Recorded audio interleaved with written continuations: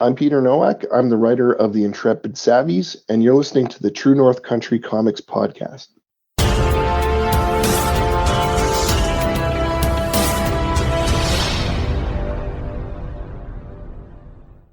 Welcome to the True North Country Comics podcast, dedicated to promote Canadian comic book and graphic novel creators and supporters.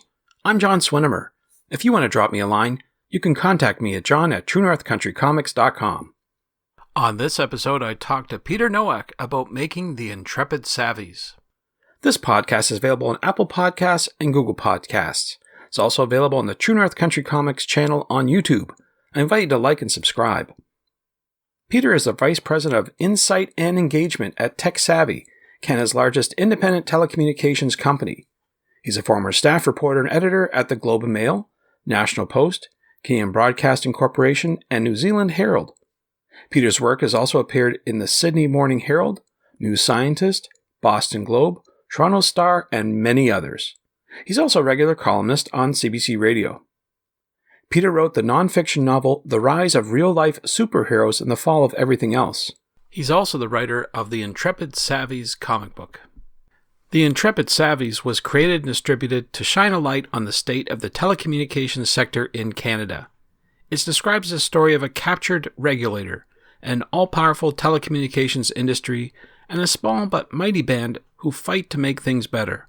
While the story may be exaggerated, it reflects a real and significant shift over the past few years in the Canadian telecommunications industry toward fewer companies increasing their market power, often with the encouragement of decision-makers such as the CRTC and the Competition Bureau. And so, without further ado, here's my chat with Peter Nowak about the Intrepid Savvies. So Peter Nowak, thank you very much for taking time to chat with me. My pleasure. Thanks for having me, John. Well, I appreciate your time. What I usually do to start off the interview is ask the creator about their first comic book. So I'm wondering, what was the first comic book that you read? Very good question. I can't remember the exact number. It was, I know it was Uncanny X-Men. I want to say it was about issue 180 or so. It was a storyline where there was an evil sorcerer, I guess his name was Kulan Goth, and he had kind of taken over Manhattan and made Manhattan this sort of medieval fantasy land, and caught in this were the X-Men and some of the Avengers and so on. And that was, I'm going to say that was like early to mid 80s at some point. And that's when I started reading. And I would have been, I don't know, somewhere around the age of 10 at the time. So that really hooked me, and it hooked me not because it was just, kind of escapist superhero stuff, but I think the secret always to the X-Men success was that it was very much rooted in reality, and the X-Men was itself an analogy for racism, or at least that's how I interpreted it. And there was a lot of parallels in the comics. There was mentions of things like the Holocaust and Nazis and concentration camps and all of this, and how it related to this mutant, sort of new race, I guess you could say. So, it wasn't just kid stuff. There was some heavy duty material in here. So that really hooked me. And from there, I just sort of, I became a comic nerd for life. Sure. That's good stuff to get started with. So next question would be, what's on your bedside reading table now? What are you reading today? Well, I think most of my comic book reading today is done digitally. I subscribe to Marvel Unlimited, and I subscribe to DC Infinite as well.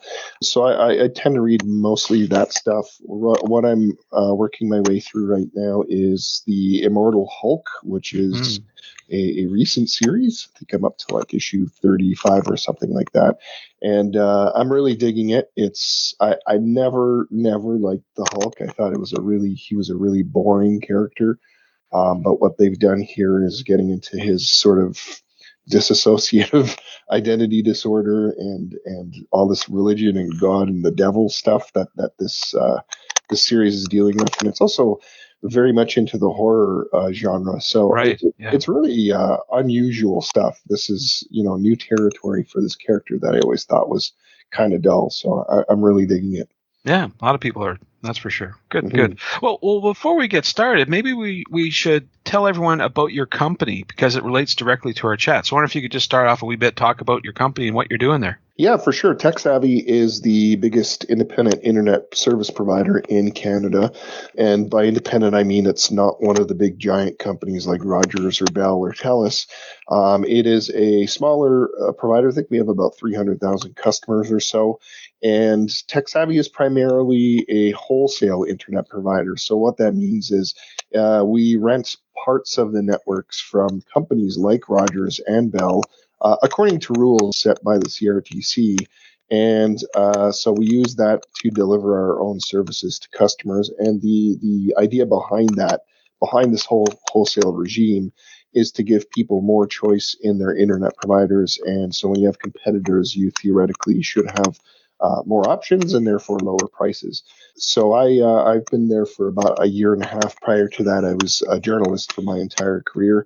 So I'm currently there. I'm the vice president of insight and engagement, and I guess my job is basically trying to figure out ways to tell Tech Savvy's story and to try to get people to understand what we do and to sort of become advocates on our behalf.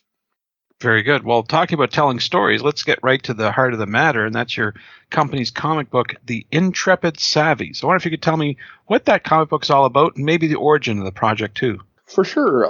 It started actually way back when, not way back, I haven't been there that long, but it started back in in my early days when I started at the company.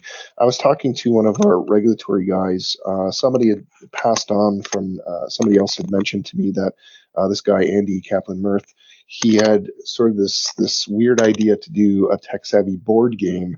And this would be, something that we would give to elected officials to and this was, kind of when the pandemic had really pretty much just started. And I think a lot of people were getting into board games at the time. So we talked about maybe doing a board game that would educate people about what a wholesale internet provider is and how this is a difficult task to perform and so on and so on. From that we started to talk about a comic book, which is I think I kind of suggested that. Long story short, we ended up deciding let's do a comic book because that's actually something that's a lot faster to do, not as expensive as a board game, not as involved.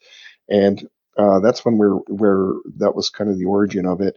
And what the Intrepid Savvies is if you look at the book, and we'll talk about where you can find it. Anybody who's got a who's read some comic books in the past is probably going to quickly realize it's an homage to the X-Men, which is no surprise given what we've already discussed. It's very much an homage to the Days of Future Past, which is, for those who have not read the comics or seen the movie, Days of Future Past is an X-Men story that somewhat takes place in the future, where these mutant hunting robots known as Sentinels have kind of pretty much enslaved society, and the mutants are now running scared and pretty much endangered. They're an endangered species, and so they send somebody back into the past to try to change history. This is not a storyline that the X-Men made up. This is a storyline that we've seen many, many times. The Terminator, we've seen it in Doctor Who, and so on and so on. So anyhow, we thought let's take that story and kind of make it our own. So our story takes place in a future that is now ruled over by one company called Phone Corp. And this company has basically taken over everything. It's taken over banking and groceries, and it's essentially controlling the government. And people are paying through the teeth for their services. And so the Savvies themselves are a group of rebels who are trying to figure out a way around this, and they come to the same conclusions, which is, hey, let's send somebody back into the past to a pivotal moment where they can try to convince the authorities and the policymakers to do something different and not end up with this dark future. Very intriguing, that's for sure. Very sure. So you're definitely a very capable writer, but when it comes to the illustrating of it, I'm sure you reached out to collaborators. I'm wondering if you could talk a little bit about who helped you with this project. Yeah, for sure. That was Raid Studio in Toronto. They're a bunch of guys who do all kinds of work. The story there is pretty interesting because it goes back a couple of years to I was playing softball in a softball league, and just through a mutual friend, I ended up meeting Marcus Toe, who is one of the key illustrators there at Raid Studios. And so Marcus and I kind of just became friends. And Marcus, he does work for Marvel. He's done work for DC. So we just became friends. And a couple of years later, I was writing a book. The book was called the Rise of Real Life Superheroes, which is a book about exactly what it sounds like, which is it's a nonfiction book about people who dress up like superheroes and go out and fight crime and try to help homeless people and that sort of thing. So when it came time to do the cover for that book, I knew I wanted to have Marcus draw the cover, and I was very lucky that he did, and so that was great. I really loved the cover that he did for it. And so fast forward again a couple of years, and when we're doing this comic book, he was naturally the first person I thought of to approach to try to illustrate it. And so he brought in the Raid guys, and they did an outstanding job. I can't say enough about how great the artwork is. I think everybody that this is a comic book. The main purpose for this comic book was to send it to members of parliament. And we heard back a lot of feedback saying, wow, this was really professionally done and really just outstanding. So I was very happy with it. Oh, very good. Very good. What about the collaboration process? Was it did you get on a call and say, okay, here's my idea, now go? Or was it a back and forth type of thing? Yeah, there was some back and forth. It was a little bit of both of that. So we did have a conversation at the outset, and I told him, I said, I'm going to riff off Days of Future Past. I'd never written a comic book before, but when one eats, sleeps, and breathes these things, you sort of have an idea of how they should work. So Marcus actually sent me some old scripts that I think he had done previously, and that really just gave me an idea of the structure and the format. And so I wrote it up, gave it to them. They came back and with lots of great ideas, and we adjusted. And then just back and forth really. They did the layouts. The layouts were great. Then they did the pencils. What I found most interesting is, and I kind of knew this going in, is that with comic books, when it comes to text and the writing, you have to be really economical with your words. So I was consciously doing that when writing it, but after you sort of see it on the page, then you realize, oh, I wrote way too much anyway. So you have to cut yourself back even more. And I really enjoyed that. That was really a different way of writing for me. So I enjoyed that. I think writing in a lot of respects can be a solitary thing. So when you are collaborating with people, especially because this is ultimately becoming something visual, and the artists come back with ideas, like one example I'll give you is there's a part of the storyline here is this company Phone Corp basically taking over puppets within the government and making them their sort of they're basically puppet masters of these government officials. And my original idea was, well, they're just doing this with cash. They're just buying them off. But the artists came back and they said, well, why don't we make them actually these mind control devices that they stick on their necks or whatever? And so, first of all, that makes it a little bit more visual. Secondly, it makes it more comic booky. And gives it a little bit more of an an analogy as opposed to being very literal. And I thought that was actually a really good idea. I thought, that actually makes it cooler. So there was examples. There was a bunch of examples of that where we went back and forth, and so it was a really fun process. I think the sort of back and forth and molding it into something that is not just one person responsible for it. Yeah, no, it's a great result. That's for sure. That's for sure. So you touched on this before, but I'm wondering what is the call to action you hope readers have after reading the comic book? That is online. It's on your website right now. People can download for free. But what do you hope is the call to action? Yeah, I think that, so like I said, I think the main purpose of it was really to get it into the hands of members of parliament in that sense, because many of them, despite Tech Savvy being a relatively big internet provider, a lot of them have never heard of Tech Savvy, and more of them probably don't even understand what a wholesale-based internet provider is, or what the point of that whole system is. And that is, again, the point of it is to provide more competition at lower prices for Canadians when it comes to their internet service. And sort of the secondary goal of that, we did make this available to anybody who wants to download it. We've got the digital version up on techsavvy.com/savvies. And so if there's a call to action there, we'd love it if people read this and then passed it around. And, if from there get involved and contact their elected representatives and say, look, listen, we pay some of the highest internet and cell phone prices in the world here in Canada. This is a fact. Study after study finds that. The reason this is happening is because we are allowing these big companies far too much leeway. We're allowing them far too much influence over our decision makers. So, we want people to contact their elected representatives and say it shouldn't be that way. And the story, it's a cautionary tale, the comic book, which is, this is it's a very big exaggeration of this dark future. But you know, having a government that is very much listening only to the big companies, you obviously know what kind of result you're going to get there. So that's the cautionary tale that we're trying to put out there, and we're trying to get people to speak up to prevent that sort of thing from happening. Right, right. Now you mentioned before your novel, Rise of Real Life Superheroes and the Fall of Everything Else, and you talked a wee bit about it. But can you talk about why you wrote it? I'm curious about that. Yeah, that was so that goes back a couple of years, and I was, just sitting around having those idle thoughts that we all tend to have from time to time, and I was just sitting there wondering, how come nobody has tried to be Batman in the real world? These are the sort of silly thoughts I have sometimes, right? Because Batman doesn't have superpowers. He just has training and he's got money. So he's bought all these gadgets and gizmos and so on. And then he's got this surreal mission to fight crime. So I started Googling around and I found to some extent there's actually quite a few of these sorts of people out there. They are called real life superheroes. None of them that I found are billionaires that we know of. And they don't tend not to use, high tech gadgets or any of that stuff. But they are out there.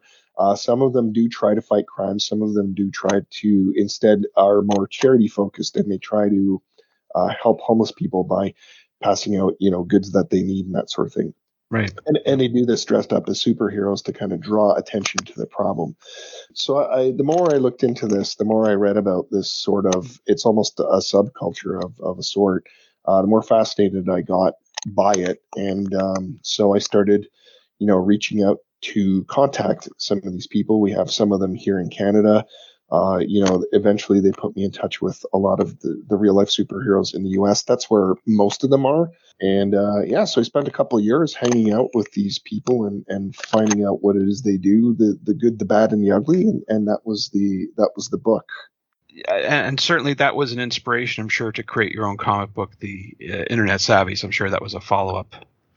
Yeah, well, it just kind of dovetailed. I think with the comic book, I never really consciously set out to do a comic book, but I think when I started at Tech Savvy, we were trying to think of ways to get our message heard, because it's difficult, and I think society is definitely well understands now that the value and the power of comic books. There was a time where, they were sort of roundly thought of as kid stuff, but obviously Hollywood no longer thinks that. Hollywood hasn't thought that for, a good 10, 20 years. It's a very powerful medium. It's a very effective medium. So, and it's strangely, it's something that's it's not a medium that's used a lot to do, the kinds of messages that we're trying to do. So I thought it was, again, going back to what I said earlier, this wasn't our first idea. Our first idea was a board game, which maybe we'll still do someday. But we kind of landed on comic book because we thought, well, this is perfect and this is sure to get attention. And I think it did. Yeah, good stuff. Now, do you have any plans to promote the book? I know that Ontario is starting to lift restrictions, and I'm sure across Canada, comic book conventions are starting up. Any plans to promote the book there and your company? I'm not sure about comic book conventions yet. We haven't thought about that, but we are just. It's funny you should ask that because we've just started having conversations about what else. We sent physical copies of the comic book to elected officials, but we are trying to think of what else can we do with it. So we're just sort of getting into the early stages of that, and there is the potential, possibly. I'm not going to say it just yet, but we might do a second issue. Just this past weekend, actually, my boss raised that question with me, and I started thinking, well, what's our storyline for the second one? I'm not quite sure yet. There you go. Very good. Well, we certainly talked about a lot during this call, the Intrepid Savvies, and we've talked about your book. But I'm wondering what else is going on. Do you have any other projects on the go that you want to talk about?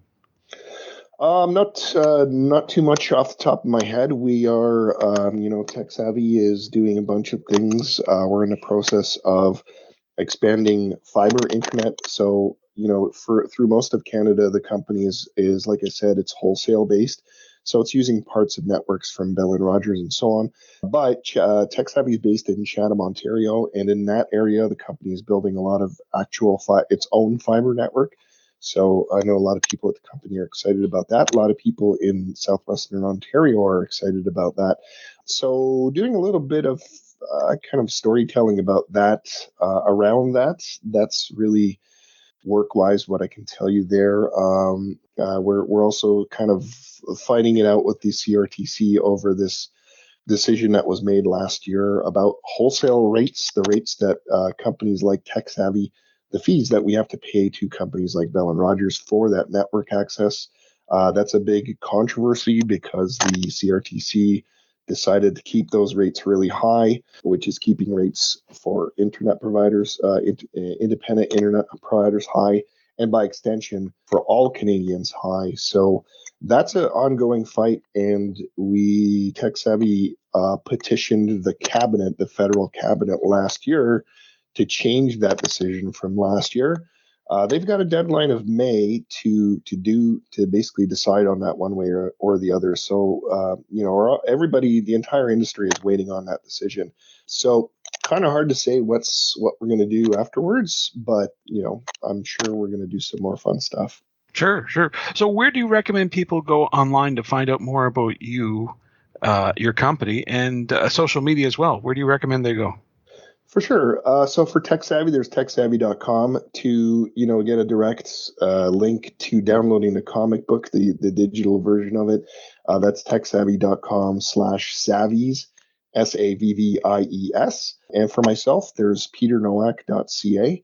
On social media, you can find us on Twitter. It's Tech Savvy Buzz, and then myself is Peter Nowak, and that pretty much covers it. Thanks to Peter for the chat. You can discover more about the Intrepid Savvies at techsavvy.com/savvies. That's SAVVIES. You can discover more about Peter on Twitter at Peter Nowak. That's PETERNOWAK, and online at peternowak.ca. And thanks to you for listening to the True North Country Comics podcast. If you haven't done so already, please subscribe to and like this podcast on Apple Podcasts. And please have a good rating. Also, check out the TrueNorthCountryComics.com website and follow along on Twitter at True North Comics. True North Country Comics is now on YouTube. Please like and subscribe to that video channel. Please send your feedback to John at TrueNorthCountryComics.com. Thanks again for listening, and come back soon for another episode. Bye for now. True North Country Comics Podcast is copyright True North Country Comics, copyright 2022.